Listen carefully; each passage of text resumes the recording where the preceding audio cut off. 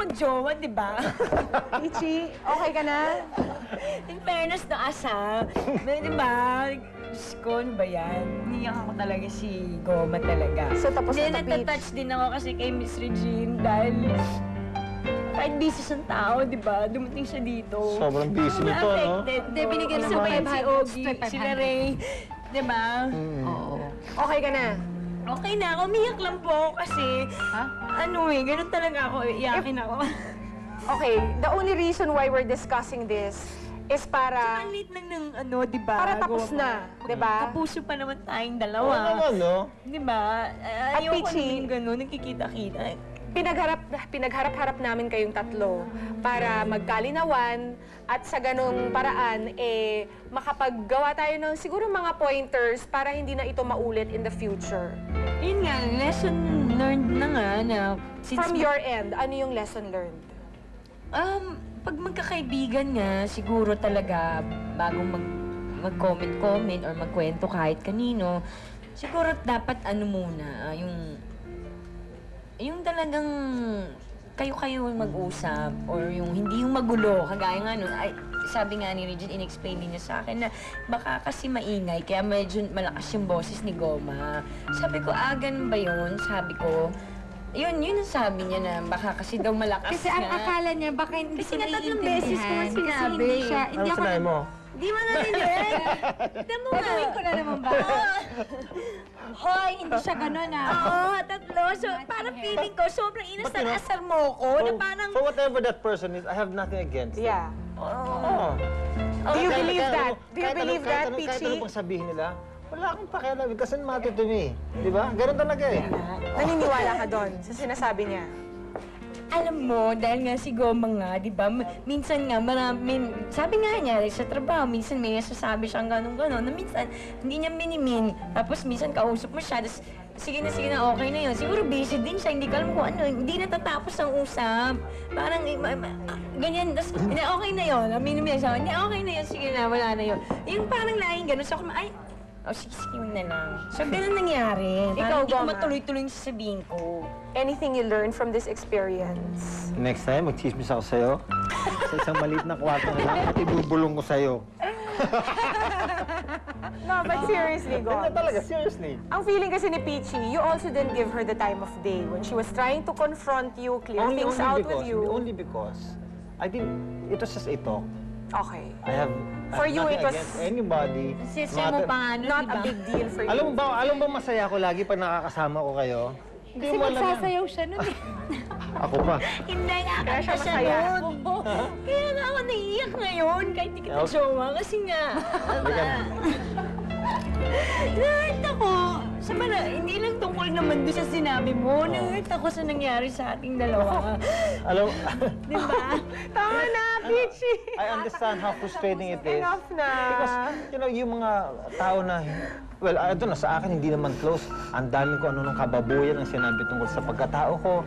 Ang dami-daming... Hindi, opinion nila yun. Kasi maaring opinion nila, maaring stories were fabricated, maaring stories were staged. But the bottom line is, it's just you and me Yeah. na ang daming nakialam. Yeah. The question is, dapat ka bang makialam? Oo. Diba? Totoo yan. So, next time, I think because you guys, it's obvious naman to everyone na napakaganda ng friendship ninyo. Dali ka sa akin, jowa. Napakaganda ng friendship ninyong tatlo. Pero alam mo, Goma, Sige, oh.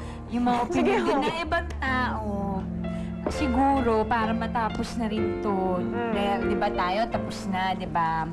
Siguro, yung para tapos na din, ano na lang tayo, magpakumbaba na lang, di ba? Kumbaga, kung ako kasalanan ko, hindi, para lang, kasi, di ba, we don't need this. So for me, parang, siguro dapat kung kailangan magpakumbaba din, gawin mo na lang din. Down to earth na ako. Ganyan ako. Okay. Yan ang magagandang pag-uusap. And salamat sa lahat po ng sumuporta din. Sige na, para makapag-cue gap na ako. Dali. Oo, kasi kumbaga marami rin akong napatunayang mga kaibigan ko sa gitna ng ganito. And gusto kong pasalamatan lahat. Di lang ikaw, Reg, pati yung iba. Alam niyo na kung sino kayo, di ba?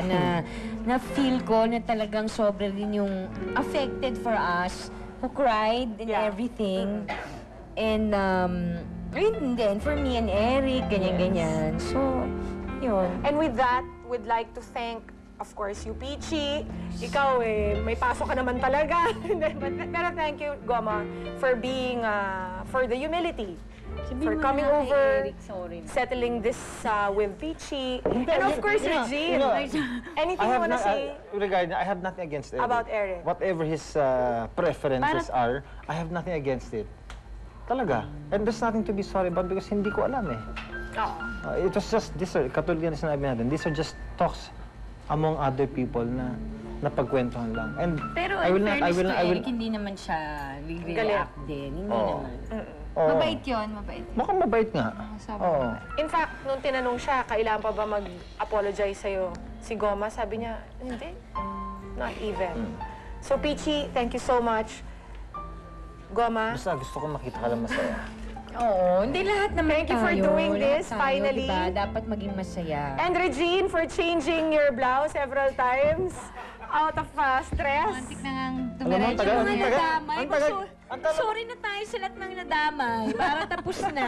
Goma, sabihin mo sa lahat po kung ano man yun. Sino para ang mga tapos nadamay? na. Para wala Ganito na. lang. Kung Ayoko sino man na. yung mga nadamay at kung sino yung nakisawsaw, ay pasensya na kayo. Ganun na lang. Sincere naman. Okay. Hindi, totoo yan. Thank you, thank you. Si Goma pa yung may flowers. For you. Ayan. Mahirap may kaaway. Maganda friends na tayong mahirap, lahat. Diba? Okay, thank you very much Thank you. to the three of you. Tsaka Ano aminin naman? natin, Goma, hindi lang tayong na-hurt para dito. Affected. Marami. Kaya ako na-hurt kasi marami nang nasasaktan. Alam mo naman yun. Ako rin na-hurt ako. Ang sakit ng ulo ko. Okay, ito, ito tao to. Pag hindi ko pa i-turn over sa kanya, maka-hurt din ito. Di. Kanina pa siya I love you. naka-standby. Thank you, ah. Joey? Yan. Siyempre, after the defendant, the complainant,